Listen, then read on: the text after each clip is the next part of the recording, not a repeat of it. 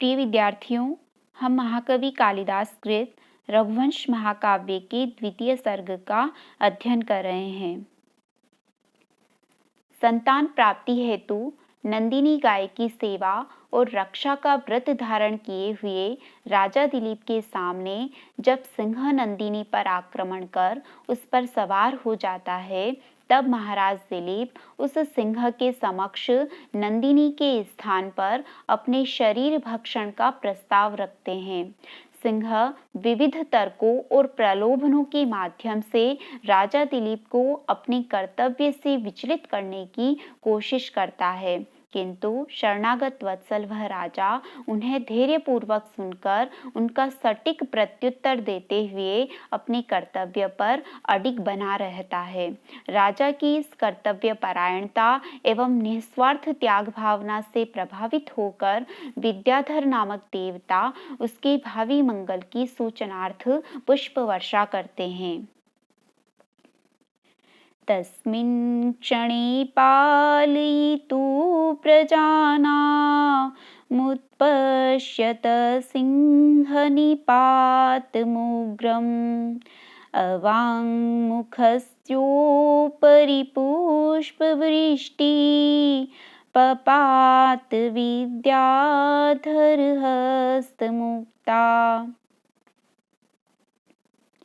तस्मिन् क्षणे पालयितुः प्रजानाम, महलंत हो जाएगा, वो निकलेगा उत्पश्यतः सिंह निपातम, यहाँ पर भी महलंत हो जाएगा, वो निकलेगा उग्रम। अवांग मुखस्य प्लस ऊपरी, आद गुणः सूत्र से गुण संधि है। पुष्प वृष्टि पपात विद्याधर हस्त मुक्ता, अन्वय है तस्मिन् क्षणे उग्रम सिंह निपातम उत्पश्यतः अवांग मुखस्य प्रजानां पालयितुः ऊपरी विद्याधर हस्त मुक्ता पुष्प वृष्टि पपात। तस्मिन् क्षणे, उस समय, उस क्षण, नंदिनी की रक्षार्थ उसके स्थान पर राजा दिलीप द्वारा सिंह के समक्ष अपने शरीर का समर्पण किए जाने के समय, उस समय, तस्मिन् क्षणे उग्रम सिंह निपातम, सिंह निपातम, सिंह के निपात, निपात यानी आक्रमण की, सिंह के कैसे आक्रमण की, सिंह निपातम का विशेषण आया है उग्रम, उग्र आक्रमण की, भयंकर आक्रमण की।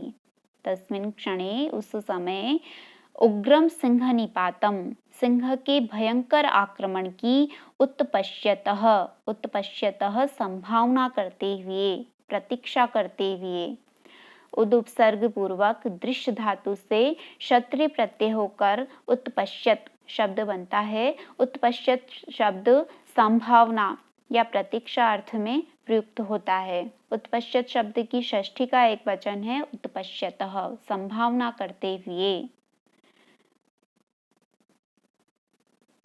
अवांग मुखस्य, अवांग मुखस्य नीचा मुख किए हुए, प्रजानाम पालयितुः, प्रजानाम प्रजाओं के, पालयितुः पालक, पालयिता, पाल धातु से त्रिच प्रत्यय होकर पालयिता बनता है। पाल धातु रक्षा अर्थ में प्रयुक्त होती है, इसलिए पालयिता का अर्थ होता है रक्षक, पालक। प्रजानाम पालयितुः प्रजापालक, महाराज दिलीप के ऊपरी, ऊपर। विद्याधर हस्त मुक्ता, विद्याधर एक देव जाति विशेष है, विद्याधर नामक देवताओं के हस्त मुक्ता, हाथ से मुक्त हुई, हाथ से छोड़ी हुई, पुष्प वृष्टि फूलों की वर्षा, पपात गिरी। तस्मिन् क्षणे, उस समय, उग्रम सिंह निपातम, सिंह के भयंकर आक्रमण की उत्पश्यतः संभावना करते हुए, अवांग मुखस्य नीचा मुख किए हुए, प्रजानाम पालयितुः प्रजापालक, नंदिनी गाय के लिए, एक नंदिनी के लिए अपने प्राणों का बलिदान राजा दिलीप के प्रजानाम पालयिता अर्थात प्रजापालक विशेषण को सार्थक कर रहा है। प्रजानाम पालयितुः प्रजापालक महाराज दिलीप के ऊपर विद्याधर हस्तमुक्ता विद्याधरों के हाथ से छोड़ी हुई पुष्प वृष्टि पपात फूलों की वर्षा पपात गिरी। पत धातु लिट् टकार प्रथम पुरुष एकवचन है पपात गिरी। उत्तिष्ठ वत्सेत्यमृतायमानं वचो निशम्योत्थितमुत्थितः सन् ददर्श राजा जननीमिव स्वां गामग्रतः प्रस्रविणीं न सिंहम्। उत्तिष्ठ वत्स प्लस इति प्लस अमृतायमानम वत्स प्लस इति गुण संधि है, इति प्लस अमृतायमानम यहाँ पर यण संधि है इको यण ची से। वचः उत्व विसर्ग संधि, निशम्य प्लस उत्थितम गुण संधि है, उत्थितम यहाँ पर महलंत हो जाएगा वो निकलेगा उत्थितः सन ददर्श राजा जननीम महलंत हो जाएगा ये निकलेगा इव स्वाम गाम महलंत हो जाएगा निकलेगा अग्रतः प्रस्रविणीम न सिंहम। अन्वय है वत्स उत्तिष्ठ इति उत्थितम अमृतायमानं वचः निशम्य उत्थितः सन राजा अग्रतः प्रस्रविणीं गां स्वाम जननीम इव ददर्श सिंहम न।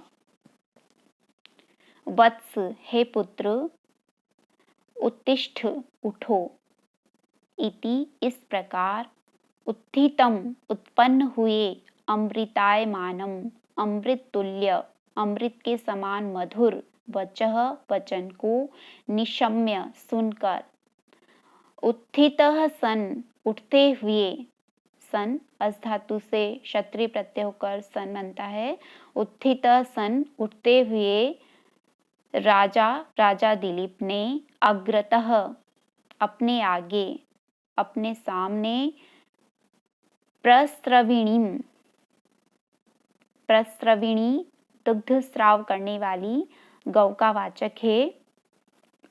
प्रस्रवः अस्ति अस्याः इति प्रस्रविणी, प्रस्रव यानी दुग्ध श्राव दूध बहना। नंदिनी गाय के लिए प्रस्रविणी विशेषण से यह अर्थ ध्वनित हो रहा है कि वह राजा दिलीप के निस्वार्थ सेवा भाव से प्रसन्न होकर उन्हें अपना संतान प्राप्ति रूप अभिष्ट वर देने को प्रस्तुत है, इसलिए वह दुग्ध स्राव कर रही है। प्रस्रविणीम गाम, थनों से दूध चुआने वाली, गाम गाय नंदिनी को, स्वाम जननीम इव अपनी माँ के समान, ददर्श देखा। दृश्य धातु लिट् लकार प्रथम पुरुष एकवचन है, ददर्श देखा। सिंहम न सिंह को नहीं, सिंह को नहीं देखा। वत्स है पुत्र, उत्तिष्ठ उठो, इति इस प्रकार, उत्थितम अमृतायमानं वचः निशम्य उत्थितम उत्पन्न हुए, अमृतायमानं अमृत के समान मधुर, वचः वचन को, निशम्य सुनकर, उत्थित सन उठते हुए राजा दिलीप ने, अग्रतः सामने, प्रस्रविणीम थनों से दूध बहाने वाली, गाम गाय नंदिनी को, स्वाम जननीम इव अपनी माँ के समान, ददर्श देखा, सिंहम न सिंह को नहीं, क्योंकि वह सिंह नंदिनी द्वारा राजा दिलीप के सेवा भाव की परीक्षा लेने के लिए माया द्वारा रचा गया था। अब जबकि महाराज दिलीप नंदिनी द्वारा ली गई परीक्षा में खरे उतर चुके हैं तो वह माया कल्पित सिंह अंतर्धान हो जाता है, इसलिए दिखाई नहीं देता। इस पद्य में जननी उपमान, गौ उपमेय, प्रस्रवण समान धर्म तथा उपमावाचक इव शब्द का प्रयोग होने से उपमा अलंकार का सौंदर्य दर्शनीय है। दीपशिखा कालिदास अपनी उपमाओं के लिए संस्कृत साहित्य में सर्वतोभावेन प्रसिद्ध हैं। कहा जाता है उपमा कालिदासस्य। प्रस्तुत पद्य में उपमा की उत्कृष्टता सराहनीय है। सिंह को अदृश्य हुआ देखकर महाराज दिलीप आश्चर्यान्वित हो उठते हैं। विस्मय से भरे उस राजा दिलीप से नंदिनी गाय कहती है, तं विस्मितं धेनुरुवाच साधो मायां मयोद्भाव्य परीक्षितोऽसि ऋषि प्रभावान् मयिनान्तकोऽपि प्रभु प्रहर्तुं किमुतान्यहिंस्रः। तं विस्मितं धेनुः उवाच, का विसर्ग हो जाएगा, ऋत्व विसर्ग संधि है, धेनुः प्लस उवाच, धेनुरुवाच। साधो मायाम मया प्लस उद्भाव्य गुण संधि है, परीक्षितः प्लस असि उत्तर विसर्ग संधि। ऋषि प्रभावात प्लस मई, यरोनुनासिके नुनासिको वा सूत्र से अनुनासिक संधि है। न प्लस अंतकः प्लस अपि, न प्लस अंतकः दीर्घ संधि, अंतकः प्लस अपि उत्व विसर्ग संधि। प्रभु प्रहर्तुम किम महलंत हो जाएगा, वो निकलेगा उत प्लस अन्य हिंस्रः दीर्घ संधि है। अन्वय है धेनुः विस्मितं तम उवाच साधो मया मायाम उद्भाव्य परीक्षितः अस्ति ऋषि प्रभावात् अंतकः अपि मयि प्रहर्तुं प्रभु न अन्य हिंस्रः किम उत। धेनुः गौ नंदिनी ने, विस्मितं तम, विस्मितम आश्चर्यचकित, तम उससे, उस राजा दिलीप से, उवाच कहा, वच धातु लिट लकार प्रथम पुरुष एक वचन है उवाच। वच परिभाषणे, वच धातु का अर्थ होता है कहना। धेनुः नंदिनी गाय ने, विस्मितम तम आश्चर्यचकित उस राजा दिलीप से, उवाच कहा, साधो हे सत्पुरुष, हे सज्जन, मया मेरे द्वारा, मायाम उद्भाव्य, मायाम माया को उद्भाव्य प्रकट करके, परीक्षितः अस्ति तुम्हारी परीक्षा ली गई है। मया मैंने, मायाम उद्भाव्य अपनी माया को प्रकट करके, परीक्षितः अस्ति तुम्हारी परीक्षा ली है। ऋषि प्रभावात, ऋषि के प्रभाव से, महर्षि वशिष्ठ के प्रभाव से, अंतकः अपि, अंतक शब्द मृत्यु के देवता यमराज का वाचक है। अंतकः अपि स्वयं यमराज भी, मई मुझ पर, प्रहर्तुम प्रहार करने में, प्रउपसर्ग ह्री धातु तुमुन प्रत्यय प्रहर्तुम प्रहार करने के लिए, प्रभु, प्रभु यानी समर्थ न नहीं है।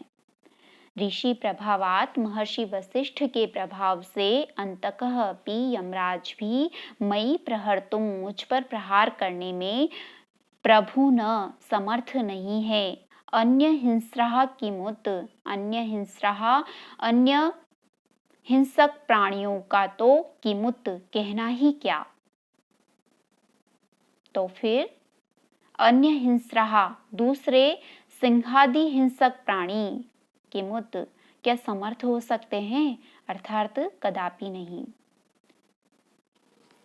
धेनुः गौ नंदिनी ने विस्मितं तम आश्चर्यचकितोस राजा दिलीप से उवाच, कहा, साधो है सज्जन, मैंने मायाम उद्भाव्य अपनी माया को प्रकट करके परीक्षितः अस्ति तुम्हारी परीक्षा ली है।